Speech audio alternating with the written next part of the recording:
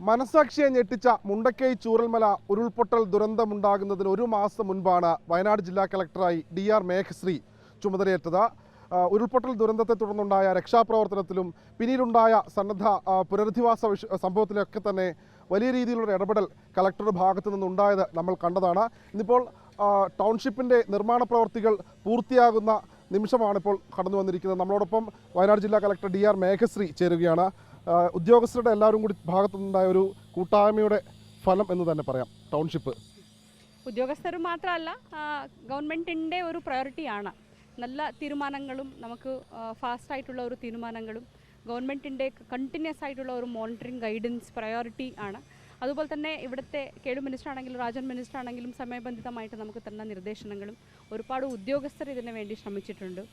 So എല്ലാവരുടെ ഒരു കൂട്ടായ ശ്രമം നമുക്ക് പറയാം. ഏറ്റവും കൂടുതൽ ദുരന്ത ബാധിതരുടെ ആ ഒരു സപ്പോർട്ടും, ബിക്കോസ് ഓരോരോ കാര്യത്തിലും നമ്മൾ ഒരു തീരുമാനം ഇൻഡിവിജ്വലായിട്ട് എടുക്കാൻ പറ്റില്ല. ഇതൊക്കെ എല്ലാം കളക്റ്റീവ് ഡിസിഷനാണ്.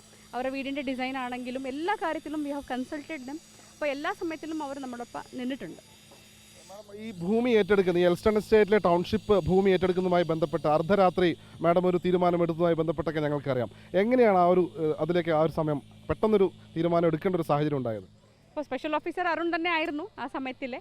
അപ്പോൾ ഒരു പ്രൈവേറ്റ് ഭൂമി എടുക്കുന്ന പോലെയല്ല ഒരു ഗവൺമെൻറ്റിൻ്റെ ഭൂമി എടുക്കുന്നത്. നമ്മളതായിട്ടുള്ള പ്രൊസീജിയേഴ്സ് ഉണ്ട്, നമ്മളതായിട്ടുള്ള സർവേ അതിൽ ചെയ്യേണ്ടി ഒരു ടോപ്പോഗ്രാഫിക്കൽ സർവേ, ഹൈഡ്രോളജിക്കൽ സർവേ, ഒരുപാട് വർക്ക്സ്, പിന്നെ ഓരോരോ ട്രീസിൻ്റെ എണ്ണം നമ്മൾ എടുക്കണം, വാല്യുവേഷൻ ചെയ്യണം, പിന്നെ ലീഗലായിട്ടുള്ള കോംപ്ലെക്സിറ്റീസ് ഒക്കെ നമുക്ക് ഉണ്ടായിരുന്നു. നമുക്ക് എല്ലാവർക്കും അറിയാം, വയനാട്ടിലെ അങ്ങനെ ഒരു ഫ്രീ ആയിട്ട് കിട്ടുന്ന റവന്യൂ ഭൂമി ഇവിടെ ഇല്ല. സോ എല്ലാം പ്ലാന്റേഷൻ ഭൂമി ഇതുപോലെയുള്ള ഭൂമിയാണ്.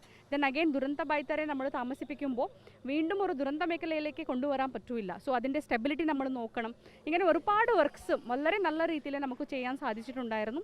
ആൻഡ് ബഹുമാനപ്പെട്ട കോടതിയുടെ സ്റ്റേ ഒഴിവാക്കിയ ദിവസം തന്നെ വൈകുന്നേരം 11:30 ആകുമ്പോഴത്തേക്ക് ഞാനും അരുണും ADM എല്ലാവരും നമ്മളെ മുഴുവൻ ടീമും നമ്മൾ ഭൂമി ഏറ്റെടുത്തും അടുത്ത ദിവസം തന്നെ നമ്മൾ പണിയൊക്കെ നമ്മൾ തുടങ്ങിയിട്ടുണ്ടായിരുന്നു. സോ ബിക്കോസ് ഇൻ കേസ് എന്തെങ്കിലും സ്റ്റേ വന്നാലും യൂഷ്വലി കോടതി പറയുന്നതും സ്റ്റേറ്റസ് കോ മെയിൻറ്റെയിൻ ചെയ്യുക എന്താണ്. അപ്പോൾ സ്റ്റേറ്റസ് കോ എന്താണ്, പണി തുടങ്ങിയിട്ടുണ്ട്. അപ്പോൾ അങ്ങനെ പണി നടക്കട്ടെ എന്നായിരുന്നു നമ്മൾ അത്രയും ശ്രമിച്ചിട്ട് ഇതൊക്കെ ചെയ്തതും. പക്ഷേ അതിൻ്റെ ഒരു ഫലം നമുക്ക് ഇന്ന് കാണാം. അത്രയും നമ്മൾ എഫേർട്ട് എടുത്തിട്ടുണ്ടെങ്കിലും ദുരന്തബാധിതർ personally they are very happy. More than anything നമുക്ക് അവർ പറയുന്ന ആ ഒരു നല്ല വാക്കുകളാണ് നമുക്ക് എല്ലാവർക്കും കുറച്ചും കൂടി പ്രോത്സാഹിപ്പിക്കും, കുറച്ചും കൂടി മോട്ടിവേറ്റ് ചെയ്യും. ഈ വീടുകൾ ഏറ്റെടുക്കുന്നതൊക്കെയായി ബന്ധപ്പെട്ട നടപടിക്രമങ്ങൾ അങ്ങനെയുള്ള സമയങ്ങളിലൊക്കെ തന്നെ ഉരുൾപൊട്ടൽ ദുരന്തബാധിത കുട്ടികളെയൊക്കെ മാഡം ചേർത്ത് പിടിക്കുന്നതൊക്കെ ഞങ്ങൾ കണ്ടിട്ടുണ്ട്. അപ്പോൾ അവരുടെ ഭാഗത്തു നിന്നുള്ളൊരു റിയാക്ഷൻസ് എന്താണ്? അവരെല്ലാവരും ഏകദേശ വളരെ ഹാപ്പിയാണ്.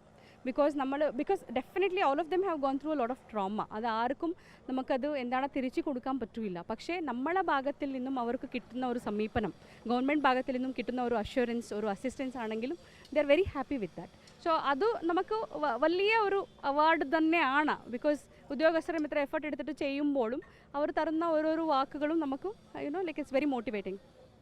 ഇപ്പോൾ സ്പെഷ്യൽ ഓഫീസറായിട്ട് അരുൺ സാർ വന്ന സമയത്ത് വളരെ പ്രതികൂലമായൊരു കാലാവസ്ഥയായിരുന്നു. എന്നാൽ നവംബർ മുതലാണ് വർക്ക് തുടങ്ങിയതും ഇപ്പോൾ ശരവേഗത്തിൽ പണി പൂർത്തിയാക്കിയതും.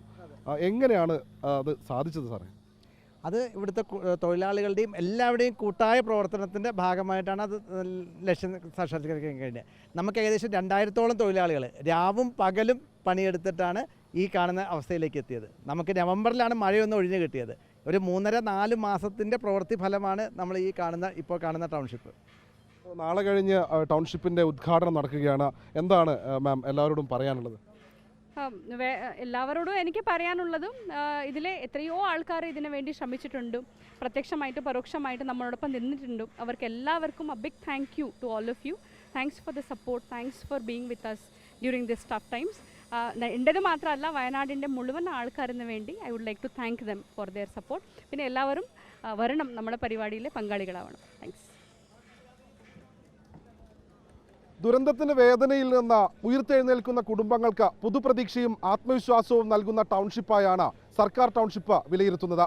വീഡിയോ ജേർണലിസ്റ്റ് അതുൽ ആമ്രയ്ക്കൊപ്പം reporter Deepak Mohan in reporter, Wayanad.